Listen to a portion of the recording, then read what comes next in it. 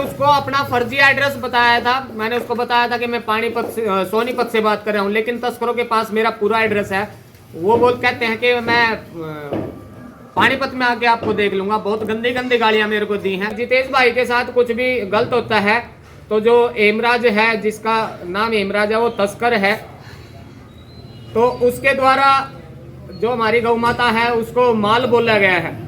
तो माल बोला गया है, वो अपनी माँ को माल बोले, अपनी बहन को माल बोले, अपने परिवार वाले किसी भी सदस्य को माल बोल सकता है। हमारी गौ माता को उसने जो माल बोला, इससे हमारी धार्मिक भावनाएं आहत हुई है। अगर कंगना रनौत जी तक मेरी वीडियो पहुंचती है तो मैं उनको बताता हूँ, जो स्मगलिंग होती है, नशे का व्यापार होता है, वो आपके मंडी जिले से बहुत ही ज्यादा मात्रा में वो होता है। होता क्या है, गौ माता को 2-3 दिन तक भूखा रखा जाता है ताकि उसका गोबर वगैरह वो ना कर सके, और जब वो खाली पेट हो जाती है तो उनके पीछे से जहाँ से वो गोबर करती हैं वहां पर नशे का सामान पन्नियों के अंदर डालकर छिपाया जाता है, जो जम्मू कश्मीर इत्यादि क्षेत्रों में वितरित किया जाता है, स्मगलिंग की जाती है। अभी अभी चुनाव खत्म हुए हैं और इन चुनावों में सांप्रदायिक मुद्दों का जोर से इस्तेमाल किया गया, चाहे वो हिंदू की राजनीति हो, चाहे मुस्लिम की राजनीति हो, चाहे वो गौ माता की राजनीति हो, चाहे वो मंदिर मस्जिद की राजनीति हो। और भारतीय राजनीति में ये हमेशा से ही रहा है कि राजनीतिक दलों द्वारा किसी का तुष्टीकरण किया जाता है तो किसी का विरोध किया जाता है, या फिर धर्म का नाम लेकर, संप्रदाय का नाम लेकर वोट मांगे जाते हैं। और अब भी ऐसा ही हुआ था।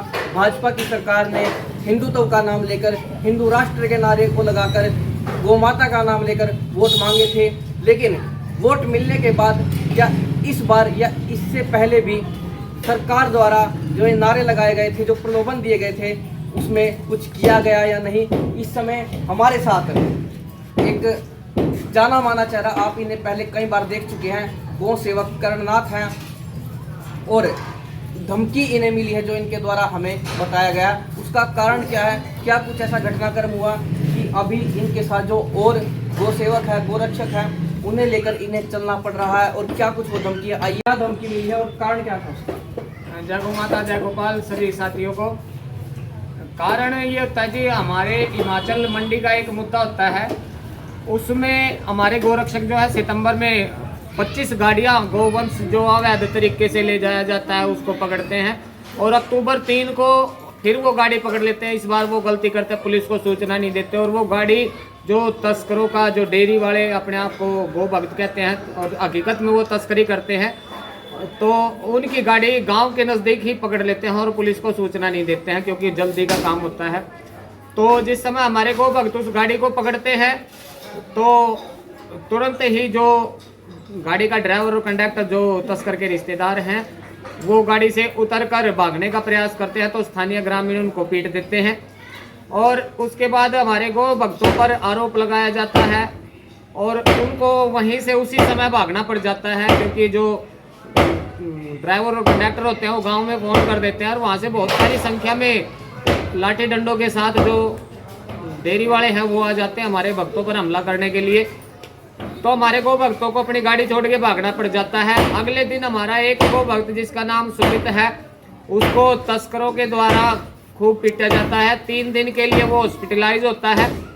उसके बाद हमारे रितेश भाई हैं, जितेश भाई को जान से मारने की धमकियां दी जाती हैं। उन पर उल्टे सीधे मुकदमे दर्ज करवा दिए जाते हैं, और 1.5 महीने तक इस मामले में कोई भी जो गोरक्षा दल या बजरंग दल अन्यथा कोई भी जो गौ माता को बचाने का प्रयास करते संगठन है, वो इस मामले में कोई संज्ञान सही तरीके से नहीं ले पाता।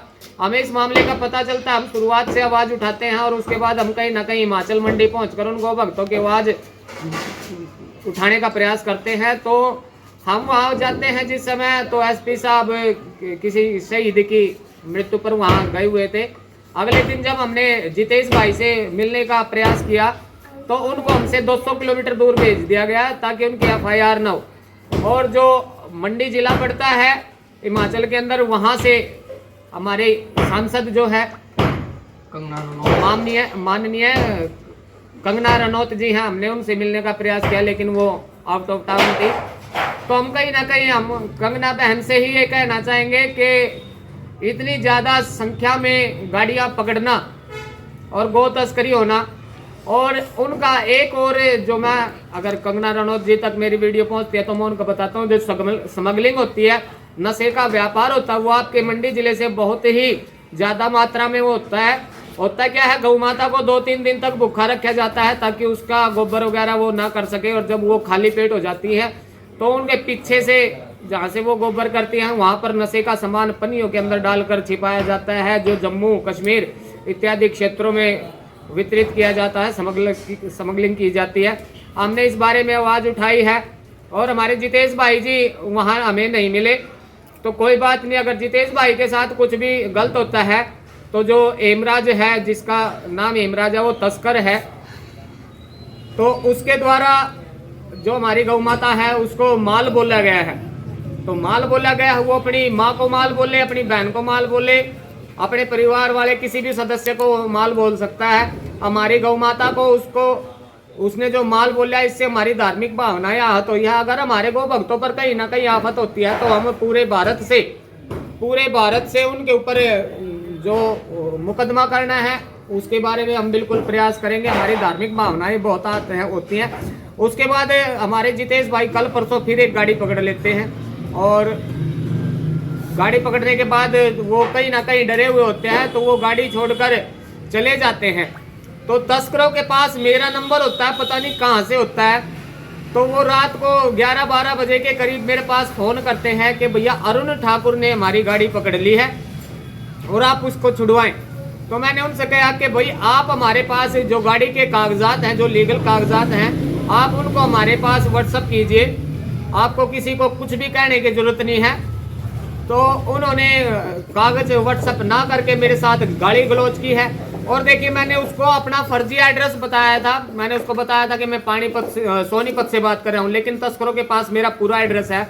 वो कहते हैं कि मैं पानीपत में आके आपको देख लूंगा। बहुत गंदी गंदी गालियां मेरे को दी हैं। कहीं ना कहीं हम उस पर भी मुकदमा करवाएंगे, लेकिन फिलहाल हम इस बारे में प्रशासन से यही मांग करते हैं। कंगना रनौत जी जो माननीय सांसद बीजेपी से हैं मंडी की, उनसे यही निवेदन करेंगे कि हमारे गौ भक्तों के साथ न्याय किया जाए। और जय गौ माता, जय गोपाल। करण भाई, आपका वहाँ संपर्क कैसे हुआ? हिमाचल की ये घटना आपको कैसे पता चली, कैसे आप वहाँ पर गए?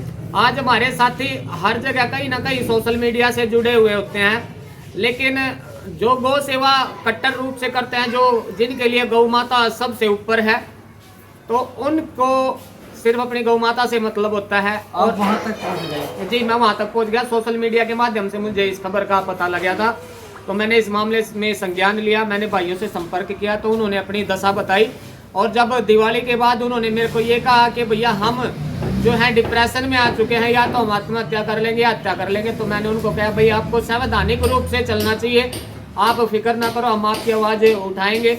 तो हमने मंडी में जाकर उनकी आवाज़ उठाई है। धमकी क्या मिली आपको? धमकी यही मिली है कि पानीपत में आकर आपको देख लेंगे, मतलब जान से मारने की, अटेम्प्ट टू मर्डर की जो धमकी है वो मेरे को मिली ये है। तस्कर कौन है? क्या वहाँ के प्रभावशाली लोग हैं? ये क्या सरकार से कोई इनका संबंध है या किसी संगठन से? कौन है ये लोग? जी, बिल्कुल पूरी मिली भगत है प्रशासन से, क्योंकि हमारे गौ भक्तों की FIR तक अब तक लॉन्च नहीं हुई है वहाँ पे, और कोई मामले का संज्ञान नहीं लिया गया है। देखिए, जब भी किसी गौवंश की गाड़ी पकड़ी जाती है जिसमें बहुतायत में गौवंश होता है, तो उसकी जांच होती है एक, तो वो किसी प्रकार की जांच वहाँ प्रशासन के पास नहीं है। और जो उस तस्कर के द्वारा हमारे पास पर्चा भेजा गया है वो उसकी खुद की डेयरी का है, ना उस पर कोई GST नंबर है, ना किसी की मोहर है।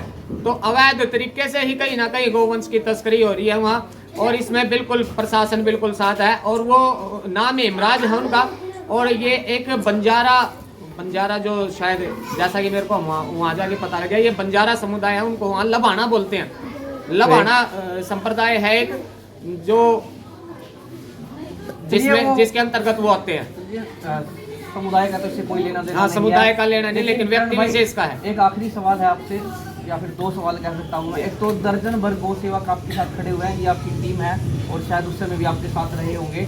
और दूसरा कि अभी भाजपा की सरकार है, कंगना रनौत भाजपा से है, कट्टर हिंदू खेत में बहुत से लोग उनको खासकर भाजपा वाले बोलते हैं, और इस सरकार में जो कि हिंदू राष्ट्र की बात तक भी कर रही थी, हिंदुओं के हित की बात कर रही थी, गौ रक्षा की बात कर रही थी, उसके राज्य में अभी ये काम हो रहा है। चाहे आप हरियाणा में लगा लीजिए, चाहे पंजाब में कहिए, चाहे वो पंजाब में तो खैर कांग्रेस की सरकार है, लेकिन केंद्र में भाजपा की सरकार है, चाहे आप हिमाचल में कहिए, तो सरकार से कोई अपेक्षाएं आप रख सकते हैं? नहीं जी, सरकार से हमारी कोई अपेक्षाएं नहीं है, बिल्कुल नहीं है, क्योंकि ये लॉलीपॉप हम सदा ही सभी पार्टियों से चूसते आ रहे हैं, चाहे वो कांग्रेस हो, बीजेपी हो, कोई भी हो। गौ हत्या सरेआम हो रही है।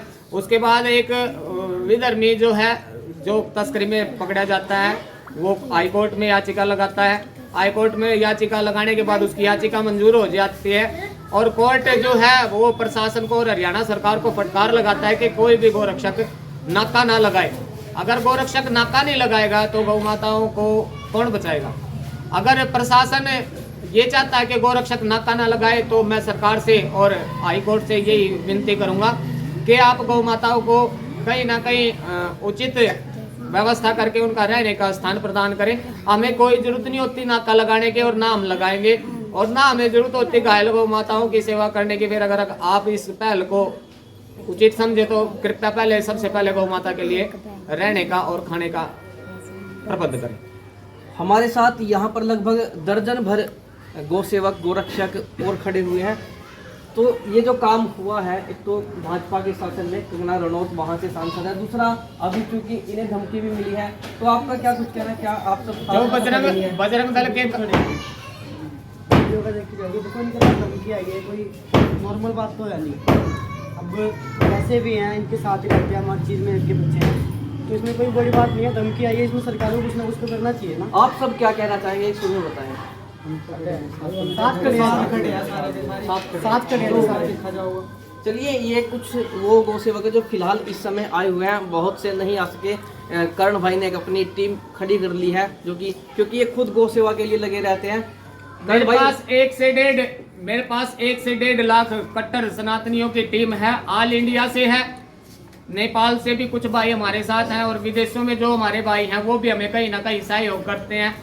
तो किसी भी विधर्मी या किसी तस्कर कोई भी ये सबसे पहले सोच ले कि हम अपने किसी भी गौ भक्त को ना तो मरने देंगे ना मिटने देंगे, और गौ भक्तों के लिए चले हैं, गौ माता के लिए चले हैं। एक हैं, एक थे और एक रहेंगे। किसी का अत्याचार हम गौ भक्त या गौ माता पे नहीं सहन करेंगे, चाहे वो सरकार प्रशासन हो या फिर कोई तस्कर हो। जय गौ माता, जय गोपाल। चलिए, सवाल बहुत से हैं, और भी कुछ सवाल हैं मन में, लेकिन फिलहाल वो इस समय क्योंकि वीडियो भी काफ़ी बड़ी हो जाएगी और जो मुख्य बातें थी वो हमने कर ली हैं। लेकिन आपका इस पर क्या कुछ कहना है? क्योंकि हमारा जो मुख्य प्रश्न है वो यही है कि सरकार जो है वो हिंदुत्व का नाम लेकर गौ सेवा की बात करके, गोरक्षा की बात करके जो है उसने लुभाया था लोगों को, वोट लिए थे। लेकिन अब इन चीज़ों से वो कहीं ना कहीं पीछे हट रही है, क्योंकि हम पिछले काफ़ी समय से ये देख रहे हैं कि कार्रवाई गोरक्षकों पर तो होती है, लेकिन जो गो तस्कर है वो किसी ना किसी तरीके से बच जाते हैं। इसका क्या कुछ कारण रहा होगा, और जो ये धमकी इन्हें मिली है और जो बातें इन्होंने कही है वो आप कमेंट बॉक्स में ज़रूर बताइए इस बारे में कि आपका क्या कुछ कहना है, और वीडियो को ज़्यादा से ज़्यादा शेयर कर दीजिए।